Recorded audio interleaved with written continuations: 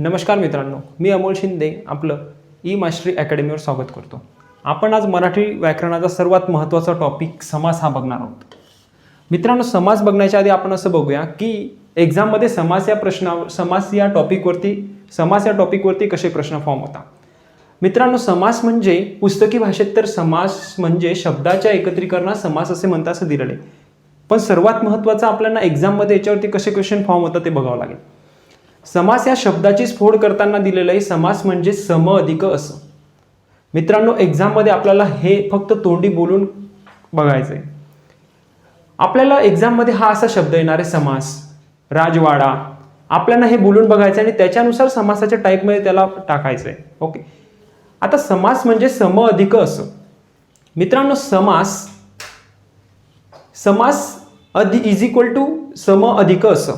Okay, तर आपण जर सपोज असं केलं x equal to y plus Z.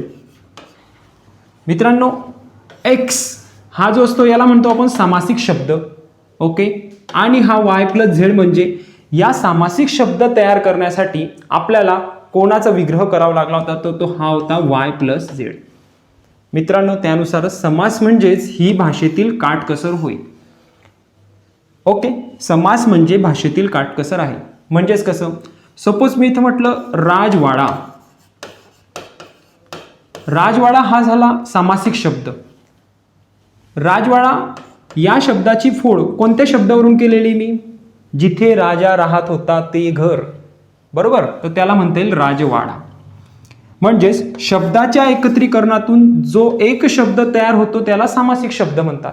Okay, हा शब्द कोणत्या शब्दापासून तयार झालेला आहे हे दाखवण्यासाठी आपण शब्दाची फोड करतो आणि त्या फोड करण्याच्याच प्रक्रियेला आपण म्हणतो विग्रह. जसे की हा सामासिक शब्द हाच आपल्याला एक्झाममध्ये येणार आहे. हे आपल्याला एक्झाममध्ये येत नाही. आपण पुढे शिकू तसं की एक्झाममध्ये काय येणार आहे. सपोज हा आला राजवाडा, एक्झाममध्ये आला आपल्याला, तर हा राहील सामासिक शब्द आणि ह्या सामासिक शब्दाला आपल्याला समासाच्या प्रकारामध्ये टाकायचं आहे. त्याच्यासाठी आपल्याला काय करावं लागेल, सगळ्यात पहिले त्याची फोड करावं लागेल आणि त्या फोड करण्याच्या पद्धतीलाच आपण काय म्हणतो, या फोड करण्याच्या पद्धतीलाच आपण काय म्हणतो, विग्रह करणे. तर आता तुम्हाला समजलं असेल की हा असतो राजवाडा म्हणजे सामासिक शब्द आणि त्याची फोड करून बघितली. आपण एक्झाममध्ये काय करणार, त्याची फोड करून बघणार आहे. बरोबर, एक्झाममध्ये फक्त तोंडी करायचं, आपल्याला लिहून बघायचं नाही. सपोज राजवाडा आला तर हा सामासिक शब्द आणि मी बोलून बघितलं. आता दोन प्रकारे मी बोलू शकतो त्याच्यामध्ये. राजवाडा म्हणजे राजाचा वाडा, किंवा काही मुलं असं करतील राजवाडा म्हणजे राजा तिथं राहत होता, खात होता, झोपत होता, खेळत होता, असा वाडा म्हणजे राजाचा वाडा.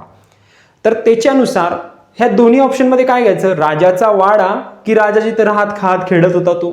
म्हणून आपण म्हटलेलं आहे समास म्हणजेच काय, भाषेतील काटकसर आहे. तर मग आपल्याला जे आपण दुसऱ्यांदा म्हटलं होतं काय, की राजा जिथं राहत खेळत झोपत उठत खेळत होता, आलं लक्षामध्ये, ते आपल्याला घ्यावं लागणार नाही. काटकसर म्हणजेच आपल्याला शॉर्टकट सांगायचे की राजाचा वाडा हाच राहील तुमचा काय, शब्दाचा विग्रह. म्हणजे शब्दाचा विग्रह करताना आपल्याला सर्वात कमीत कमी शब्दात, अर्थपूर्ण योग्य शब्दात आपल्याला त्याचा काय करायचा, विग्रह करायचा आहे. ओके, सर्वात महत्वाचं एक्स म्हणजेच काय राहील तुमचा सामासिक शब्द, वाय प्लस झेड काय राहील, या सामासिक शब्दाची फोड केली आहे आपण आणि ती पण अर्थपूर्ण आणि काटकसर भाषेत म्हणजे छोट्या भाषेमध्ये केलेली आहे. जसं आपण मागे सांगितलं मी तुम्हाला की विग्रह म्हणजे काय, विग्रह म्हणजे कमीत कमी शब्दात सामासिक शब्दात केलेले स्पष्टीकरण होय. एक्झाम्पल बघू. पहिलं एक्झाम्पल नेहमी येतं एक्झाममध्ये राजवाडा. आता दोन प्रकारची मुलं असतात, याला कसं फोडून बघतील. पहिले सांगतोय एक्झामला फक्त मुलांची हा टॉपिक करण्याची मुलांची ना पद्धत चुकीची आहे. मुलं काय करतात, हे करतात हे पाठ करून घेतात. पाठ करण्यापेक्षा तुम्हाला काय बघायचं आहे की एक्झाममध्ये फक्त आपल्याला हे येणार आहे, बरोबर, आणि याची फोड म्हणजेच आता नेहमी लक्षात ठेवा, फोड जेव्हा सांगितलं त्याचा अर्थ होईल विग्रह. याची फोड ज्या पद्धतीने आपल्या तोंडावर आहे पाठ करावं लागणार आहे, म्हणजे ते आपल्याला लक्षात ठेवायचं आहे. कसं, हे बघा, राजवाडा, गायरान आणि पोळपाट हे आपल्याला एक्झाममध्ये विचारले जाणार आहे की हा समास, राजवाडा, गायरान, पोळपाट हे सामासिक शब्द आपल्याला एक्झाममध्ये विचारले जाणार आणि आपल्याला विचारलं जातील की याचा समास कोणता. त्यासाठी सर्वात पहिले आपल्याला काय करावं लागेल की या सामासिक शब्दाचा विग्रह करावा लागेल. ओके, मग आता विग्रह दोन प्रकारे करायचा आहे, पण विग्रहाचीच डेफिनेशन आपल्याला काय म्हणते की विग्रह म्हणजे कमीत कमी शब्दात केलेले स्पष्टीकरण होय, ना की दोन प्रकारे करतात. हे बघा, राजवाडा म्हणजे राजाचा वाडा सुद्धा राजवाडा होतो, किंवा राजाचे जिथे बालपण गेले ते घर, किंवा काही काही मुलं असं पण करतील, राजाचे जिथे बालपण गेले, राजा जिथे खेळत होता, राजा जिथे राहत होता तो वाडा म्हणजे नाही. तर राजाचा वाडा हे काय कमीत कमी शब्दात केलेले स्पष्टीकरण आहे. ओके, यालाच म्हणतो आपण काय, कमीत कमी शब्दात केलेले विग्रह. ओके, जसेच गायरान, गायीसाठी रान. ओके, किंवा काही मुलं म्हणतील गायी जिथे वावरतात ती जागा, पण सर्वात महत्वाचं हे काय झालं, कमीत कमी शब्दात अर्थपूर्ण. याचं सुद्धा जागा तीच होते, याचा सुद्धा अर्थ तोच होतो. गायरान म्हणजे काय, गाय जिथे राहतात. ओके, हे पण बरोबर आहे, पण हे कमीत कमी शब्दात केलेलं आहे आणि हे जास्तीत जास्त शब्दात केलेलं आहे म्हणून चूक. ओके, पोळपाट, पोळीसाठी पाट, कमीत कमी शब्दात, पण ज्यावर आपण पोळी बनवतो ती वस्तू, हे काय झालं, जास्तच लांबलचक झालं म्हणून हा काय झाला तुमचा कट आणि हा बरोबर. ओके मित्रांनो, एक सिंपल डेफिनेशन लक्षात ठेवा. सामासिक शब्द म्हणजे काय असतो, सामासिक शब्द याला फोड केल्यानंतर आपण काय लिहितो, हे बघा मित्रांनो, एक गोष्ट लक्षात ठेवा, आपल्याला एक्झाम मध्ये येणारे राजवाडा, बरोबर, त्याचा आपल्याला फोड करून बघायचे. फोड करण्यालाच आपण काय म्हणतो, विग्रह करणे, आणि तो विग्रह पण कमीत कमी शब्दात आणि अर्थपूर्ण करायचा, एवढंच लक्षात ठेवायचं. तुम्ही म्हणणार सर याच्यावर प्रश्न कसे येतात ते सांगा. हे डेफिनेशन तर येणार नाही, हे तुम्हाला पण माहिती आहे, मला पण माहिती आहे, बरोबर. मग आता याच्यावर प्रश्न कसे येतात ते बघू. बरोबर, सर्वात पहिला प्रश्न समासावर फॉर्म होतो, तो म्हणजे समासाचे एकूण किती प्रकार पडतात. तर मित्रांनो, समासाचे एकूण 4 प्रकार पडतात. किती, 4 प्रकार पडतात. मित्रांनो, समास म्हणजेच काय होतं, समासात कमीत कमी 2 शब्द, शब्द म्हणजेच काय होतं, पद, पद एकत्र येतात. जसं आपण बघितलं होतं, परत परत तेच एक्झाम्पल देतोय, x बरोबर y प्लस झेड. यामध्ये हे 2 पद एकत्र आल्यानंतर हा शब्द तयार झालेला आहे. हा जो शब्द तयार झालेला आहे यालाच आपण म्हणतो समास. म्हणजे समासामध्ये कमीत कमी 2 पेक्षा जास्त चालतील, पण एक शब्द नको, कमीत कमी 2 शब्द एकत्र येऊन समास तयार होतो. बरोबर. मग आता हे 2 पद एकत्र आल्यानंतर, 2 पद एकत्र आल्यानंतर कोणत्या पदाला अधिक महत्व आहे त्याच्यावरून त्याचे 4 प्रकार पडतात. कसं, हे बघा, 2 शब्दांपैकी, बरोबर, समास म्हणजे काय, 2 शब्द एकत्र येऊन एक समास तयार होतो. बरोबर. मग 2 शब्दांपैकी कोणत्या पदाला अधिक महत्व आहे, म्हणजेच कोणत्या पदाबद्दल आपल्याला अधिक बोलायचे आहे, यावरून समासाचे 4 प्रकार पडतात. सर्वात पहिला प्रकार म्हणजे अव्ययीभाव समास. मित्रांनो, याच्यामध्ये पहिले पद महत्वाचे असते. कसं, तुम्ही एक लक्षात, मित्रांनो, अव्ययीभाव समास ज्यात पहिले पद महत्वाचे असते. मित्रांनो, एक लक्षात ठेवा, आपण आता एक करू की जे पद, हे 2 पद महत्वाचे, बरोबर, इथं एक पद असेल, इथं दुसरं पद असेल. पहिले पद, जे पद महत्वाचे त्याला आपण प्लसचे साईन देऊ, म्हणजेच हा प्लस. जे पद नाही महत्वाचं आहे त्याला देऊ मायनसचे साईन. मित्रांनो, प्लस म्हणजे महत्वाचे आणि मायनस म्हणजे महत्वाचे नाही. बरोबर. मग अव्ययीभाव समासाची डेफिनेशन आपल्याला कशी करता येईल, प्लस मायनस की मायनस प्लस. तर प्लस मायनस म्हणजेच कसं, अव्ययीभाव समास म्हणजे, एक मिनिट, प्लस मायनस, प्लस कुठं आलंय, पहिल्या पदावरती आलंय, म्हणजेच अव्ययीभाव समास मध्ये पहिले पद महत्वाचे असते. नंतरचा समास येतो तत्पुरुष समास, ज्यात दुसरे पद महत्वाचे असते, म्हणून दुसऱ्या याला आपण प्लस करू, आणि हा झाला दुसरे पद महत्वाचे आहे आणि पहिले पद निगेटिव्ह. बरोबर. द्वंद्व समास नावातच आहे, द द दोन दोन, म्हणजे दोन्ही पद महत्वाचे असतील तो असतो द्वंद्व समास. आणि सर्वात महत्वाचा आणि सर्वात सोपा समास की ज्यात दोन्ही पद महत्वाचे असतात. दोन्ही पद महत्वाचे असतात म्हणजे प्लस प्लस. प्लस सांगितलं तुम्ही काय, जो महत्वाचा असेल त्याला प्लस देतो आपण. इथं तर द्व म्हणजे दोन्ही समास, या समासामध्ये दोन्ही पदे महत्वाचे असतात म्हणून प्लस प्लस. आता एक महत्वाचा होऊन गेला पहिला, दुसरा म्हणजे दुसरा महत्वाचा होऊन गेला, तिसरा म्हणजे दोघे महत्वाचा, आणि सर्वात शेवटचा पडतो बहुव्रीही समास की ज्यात दोन्ही पदे महत्वाची नसून तिसऱ्याच पदाचा बोध होतो. मित्रांनो बघा, आपण सपोज एक्झाम्पल घेतलं, आपण हे नंतर शिकणार आहोत, पण आता सांगून देतो की बहुव्रीही म्हणजे काय. बहुव्रीही समासाच्या नावावरूनच बघा, बहु म्हणजे पुष्कळ, खूप, व्रीही म्हणजे धान्य. पुष्कळ हा आहे धान्य ज्याच्याकडे तो कोण असतो, शेतकरी. बरोबर. बहु आणि व्रीही या दोन शब्दावरून तिसऱ्याच पदाचा बोध झाला. ना याचा अर्थ लागला ना याचा अर्थ लागला, या दोघांना मिळून तिसरा शब्द तयार झाला, शेतकरी. हे बघा, परत सांगतो. बहु म्हणजे पुष्कळ, व्रीही म्हणजे धान्य. पुष्कळ आहे धान्य ज्याच्याकडे तो कोण, शेतकरी. बरोबर. म्हणजेच या पदावरून आणि या पदावरून तिसऱ्याच पदाचा बोध झाला, म्हणून हा झाला बहुव्रीही समास. त्याच्या नावातच आहे मित्रांनो की बहुव्रीही समास म्हणजे दोघी पदे महत्वाची नसून, दोघी पदे कोणते, हा पहिला पद आणि हा दुसरा पद नसून तिसऱ्याच पदाचा बोध होतो, म्हणजे शेतकरीचा बोध झाला, त्यालाच म्हणतो आपण बहुव्रीही समास. मित्रांनो, रिव्हिजन करून घेऊ. समासाचे 4 प्रकार पडतात. का पडतात 4 प्रकार? का तर समास हा 2 किंवा 2 पेक्षा जास्त शब्दांनी मिळून बनलेला असतो. बरोबर. मग त्या 2 पदा किंवा 2 शब्दांमध्ये कोणता शब्द महत्वाचा आहे यावरून त्याचे 4 प्रकार पडतात.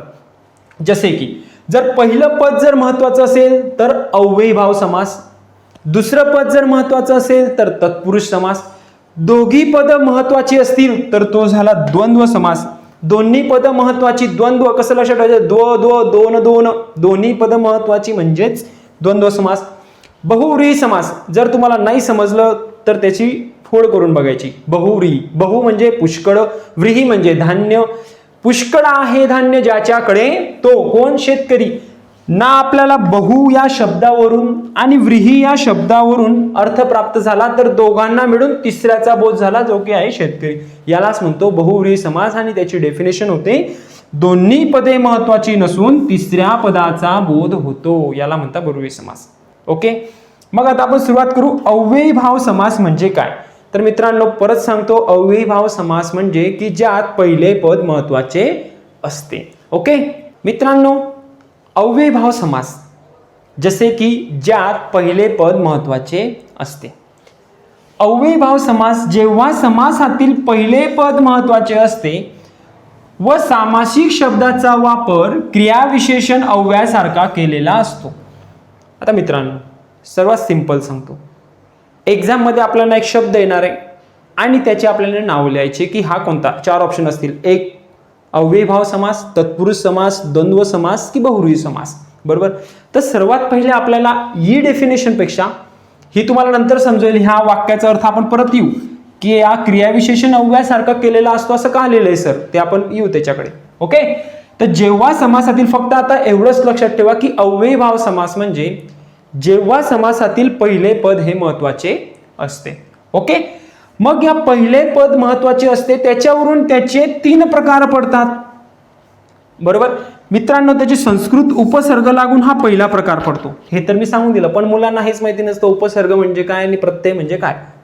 पूर्ण मराठी व्याकरण शिकता पण उपसर्ग आणि प्रत्यय म्हणजे काय परत लक्षात द्या मित्रांनो. हे बघा, हा सपोज एक शब्द आहे. बरोबर. हा काय तुमचा शब्द. शब्दाला पुढून जर कोणता शब्द जोडत असेल तर त्याला म्हणतो आपण उपसर्ग. असा प्रश्न प्रत्येक सरळ सेवेला दिसेल तुम्हाला, उपसर्ग म्हणजे काय कोणाला येतच नाही.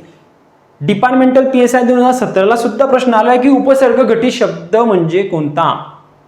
मग उपसर्गाची आपल्याला डेफिनेशन माहिती पाहिजे. बघा मित्रांनो, परत सांगतो, एखादा शब्द असेल त्याला जर कोणता शब्द हा त्याच्या पुढून जुळत असेल तर त्याला म्हणतो आपण उपसर्ग.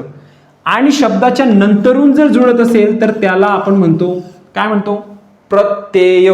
काय म्हणतो, प्रत्यय. जसे की मी म्हटलं आ जन्म. आता एवढं तरी तुम्हाला माहिती पाहिजे की याच्यात महत्वाचा शब्द कोणता आहे, की हा शब्द होता जन्म. आणि त्या शब्दाच्या पहिले कोणता शब्द जुळलाय, आ, तर हा आला आपण म्हणू उपसर्ग. बरोबर. शब्दाच्या आधी जुळलाय म्हणून उपसर्ग. मी जर सपोज म्हटलं की, किंवा सपोज मी असं म्हटलं की प्रतिदिन. मित्रांनो, यात पण तुम्हाला समजत असेल महत्वाचा शब्द दिन आणि त्याला आधी जुडलेला प्रति म्हणजे हाच असेल तुमचा उपसर्ग. सर मग आम्हाला सांगा प्रत्यय म्हणजे कसा. तर मित्रांनो, प्रत्यय म्हणजे जर सपोज मी म्हटलं माझ्यामुळे, मी म्हटलं तर प्रत्यय म्हणजे काय की मी जर म्हटलं माझ्यामुळे, तर माझ्यामुळे या शब्दाला, मुळे हा शब्द, माझ्या या शब्दाला मुळे हा शब्द नंतरून लागलेला आहे म्हणून याला म्हणता येईल आपल्याला प्रत्यय. ओके. तर मित्रांनो, आता तुम्हाला समजलं असेल की उपसर्ग म्हणजे काय आणि प्रत्यय म्हणजे काय. एक शब्द आहे, शब्दाच्या जर आधी लागत असेल तर त्याला म्हणतो उपसर्ग, शब्दाच्या जर नंतर लागत असेल तर त्याला म्हणतो आपण प्रत्यय. मग आपण शिकत होते अव्ययीभाव समास. तर अव्ययीभाव समास म्हणजे ज्यातील पहिले पद हे महत्वाचे असते, बरोबर. मग पहिले पद महत्वाचे असते, त्याच्यावरून त्याचे 3 प्रकार पडतात. त्यातील पहिला प्रकार म्हणजे संस्कृत उपसर्ग जोडून. उपसर्ग म्हणजे काय होतो, उपसर्ग म्हणजे जो शब्दाच्या आधी लागतो, जो शब्दाच्या आधी लागतो.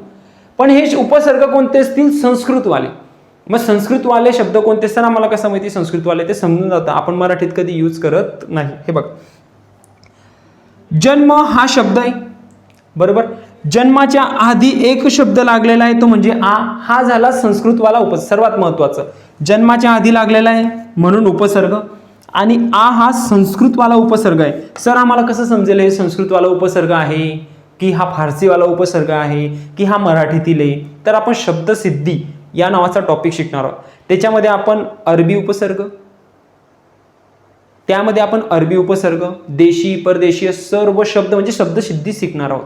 त्यामध्ये आपल्याला क्लिअर होऊन जाईल की उपसर्ग संस्कृत मधले कोणते, उपसर्ग अरबी मधले कोणते, फारसी मधले कोणते, आपल्याला त्याच्यामध्ये समजेल शब्दसिद्धीमध्ये.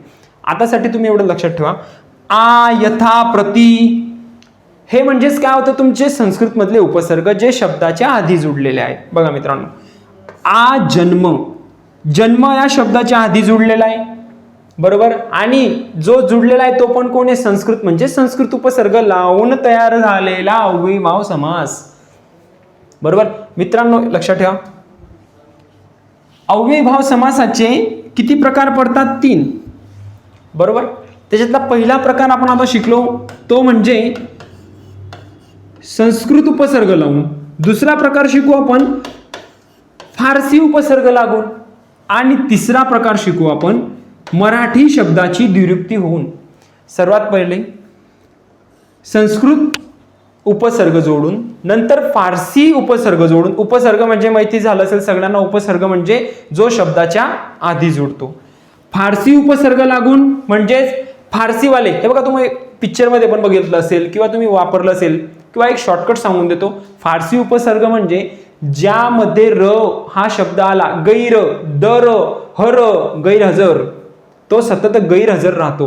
गैरहजर या शब्दाला अंडरलाईन असेल आणि विचारलं जाईल गैरहजर हा कोणत्या प्रकारचा समास आहे. सर्वात पहिले तुम्हाला समजायला पाहिजे, गैर सरांनी सांगितलं होतं, गैर, हर, दर, हर हमेश, हे र वाले जे काही शब्द असतील ते फारसी लोकांकडून आलेले. फार, र र र, फारसी म्हणजेच र शब्द हा तुमच्या उपसर्गामध्ये आलेला असेल, म्हणजे डायरेक्ट टिक करून द्यायचं की हा समास कोणता असेल, अव्ययीभाव समासातील 2 नंबरचा टाईप म्हणजेच फारसी उपसर्ग लागलेला. आपण ते पुढे बघणार आहोत.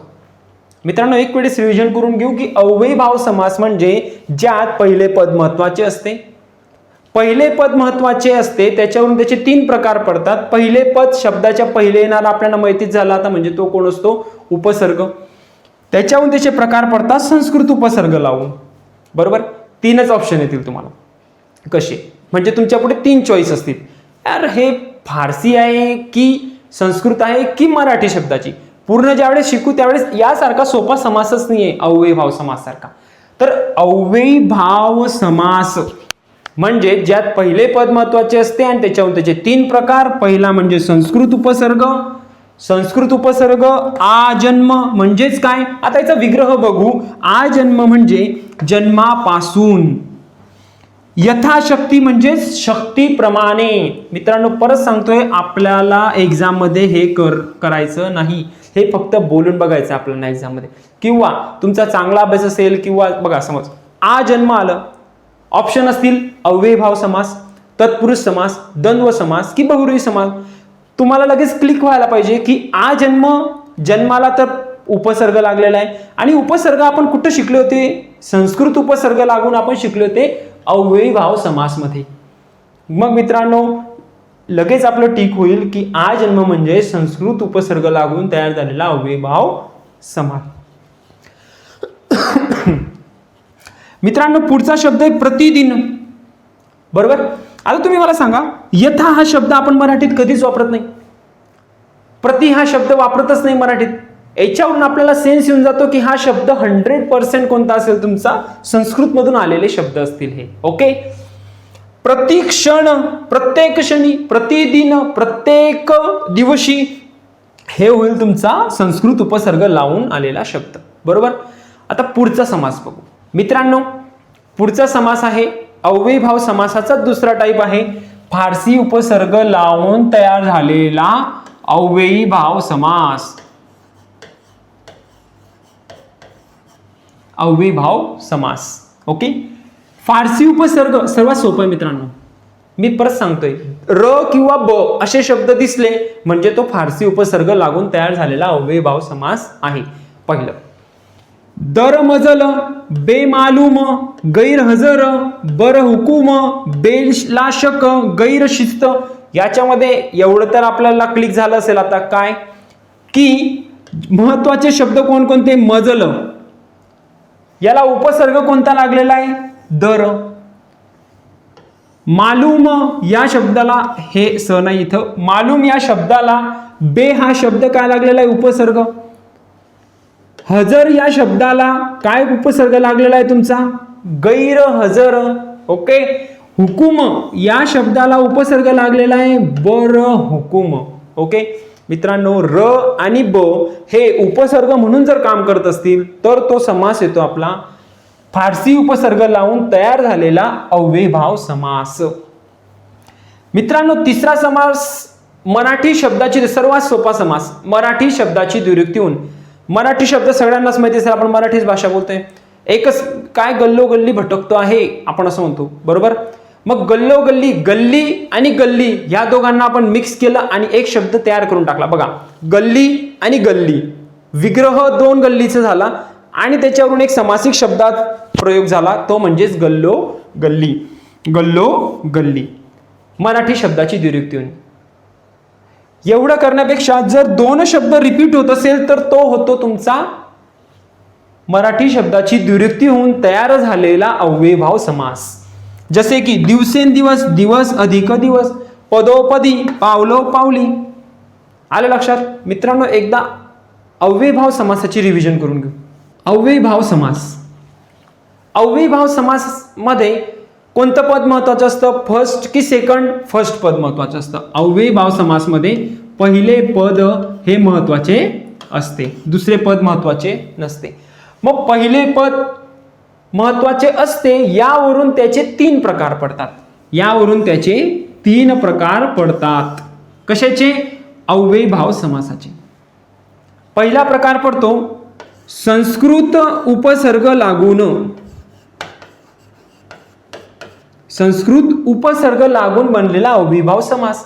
मग कसं ओळखायचं संस्कृत, आ, यथा, प्रति, यावजीव हे शब्द कोणते तुमचे, संस्कृत मधील उपसर्ग. आ जन्म. बघा ऑप्शन तर तीनच आहे, एक तर संस्कृत असेल, किंवा फारसी उपसर्ग असेल, किंवा मराठी शब्दाची दुरुक्ती असेल. बरोबर. मग संस्कृत म्हणजे आ जन्म. आता मला सांगा, जर सपोज नाही समजलं आ जन्म कुठे आहे, तर मग आ जन्माला कुठे टाकणार तुम्ही, संस्कृतमध्ये, फारसीमध्ये की मराठीमध्ये. हा तर शक्यच नाही, हा तर तुमचा शक्यच नाही. का, कारण की मराठी शब्दाचा प्रकार असा पडतो की त्याची दुरुक्ती होते. दुरुक्ती दिसते का नाही, ऑप्शन कट. फारसीमध्ये दोनच शब्द आपण बघितलेले, र येतो किंवा ब येतो. दिसतोय का तुम्हाला, नाही दिसत आहे. फारसी शब्द लगेच समजून जाता की ते र चा उच्चार होतो किंवा ब चा उच्चार होतो. हा आला तुमचा संस्कृत उपसर्ग डायरेक्ट येऊन जातो. आता मी जर म्हटलं बेलाशक, बेलाशक, याच्यामध्ये क्लिअर समजून जाईल ब चा उच्चार होतोय म्हणजेच कोणता आला तुमचा फारसी उपसर्ग. बरोबर.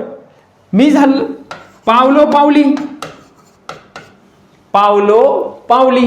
बरोबर. मग आता पावलो पावली, पावलो आणि पाऊल, पाऊल आणि पाऊली या शब्दाचा काय होतोय रिपिटेशन होते. रिपिटेशन होते ते म्हणजेच काय म्हणजे तुमची मराठी शब्दाची दुरुक्ती होऊन तयार झालेला अव्ययीभाव समास. तर मित्रांनो अशा प्रकारे परत एकदा आपण रिव्हिजन करू की सर्वात पहिले समास म्हणजे काय. समास म्हणजे शब्दाच्या एकत्रीकरणास समास असे म्हणतात आणि त्या समासाला आपल्याला फोडून बघायचंय. म्हणजेच फोडून म्हणजे त्याला मारायचं नाही, काय करायचं त्याचा विग्रह करून बघायचा आहे आणि तो विग्रह पण कमीत कमी शब्दात करायचा आहे. बरोबर. मग त्या विग्रहावरून याचे किती टाईप पडतात, 4 टाईप पडतात. त्याच्यातील पहिला म्हणजे अव्ययीभाव समास. आणि अव्ययीभाव समास मध्ये पहिला पद महत्वाचा असतो. ज्या समासामध्ये पहिला पद महत्वाचा असतो तो असतो तुमचा अव्ययीभाव समास. बरोबर. आणि पहिले पद महत्वाचे त्यावरून त्याचे 3 टाईप पडतात, संस्कृत उपसर्ग लागून, फारसी उपसर्ग लागून आणि मराठी शब्दाची द्विरुक्ती. अशा प्रकारे आपण पहिला समास बघितलेला आहे अव्ययीभाव समास. मित्रांनो दुसरा समास होता तत्पुरुष समास. दुसरा समास तत्पुरुष, दुसरा म्हणजेच यात दुसरं पद महत्वाचं असेल. मित्रांनो आता बघूया तत्पुरुष समास.